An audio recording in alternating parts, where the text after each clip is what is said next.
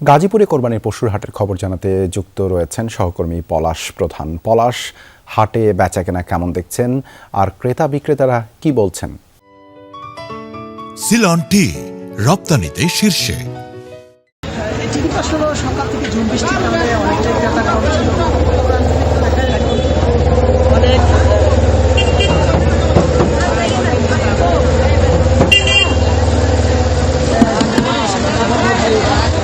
এখন পর্যন্ত যদি বলিস না তো বলবো যে বেচাকেনা হচ্ছে, তবে এখানে যারা পাইকার রয়েছে এবং যারা নিজ নিজ যারা গরু এনেছে তারা কিন্তু আমরা দেখছি যে টঙ্গী এই 5 কিলোমিটারের প্রায় অধিকাংশ আমরা যারা গরু গ্রাহক রয়েছে এবং বিক্রেতা রয়েছে তাদের সাথে তারা কিন্তু সবাই কিন্তু বলছিল যে এখানে যেমন বিক্রি বেশি হচ্ছে তেমনি কিন্তু আসলে গরুর যোগানও কিন্তু রয়েছে।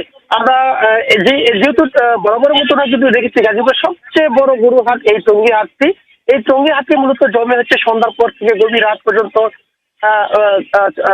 সবচেয়ে বেশি বেচা কেনা হয়। যেগুলো দেখছি আমরা যে সন্ধ্যা হওয়ার সাথে সাথে কিন্তু যারা গরু ক্রয় করতে আসছেন তারা কিন্তু আসলে যারা পাইকার রয়েছে তাদের সাথে দর কষাকষি হচ্ছে। সাধ্যের কাছাকাছি হলে কিন্তু সেই গরুটি আসলে কিন্তু তারা বিভিন্ন ভাবে নেওয়া যাচ্ছে। তবে এখানে যারা কর্তৃপক্ষ রয়েছে তারা বলছিল যে যারা ক্রয় করবেন এবং বিভিন্ন জেলা থেকে গরু এই বাজারে আনবেন তাদেরকে সেফটি দেওয়ার জন্য বিভিন্ন সুযোগ সুবিধা এখানে রয়েছে।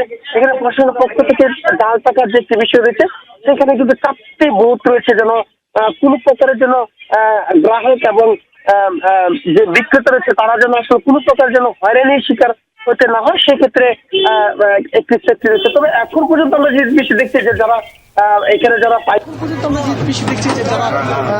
যারা পাইকার রয়েছে তারা বিভিন্ন জেলা থেকে গরু নিয়ে আসছে, সেখান থেকে গরু নিয়ে এসে এই বাজারে আসলে জায়গা দিচ্ছে। যদিও আগে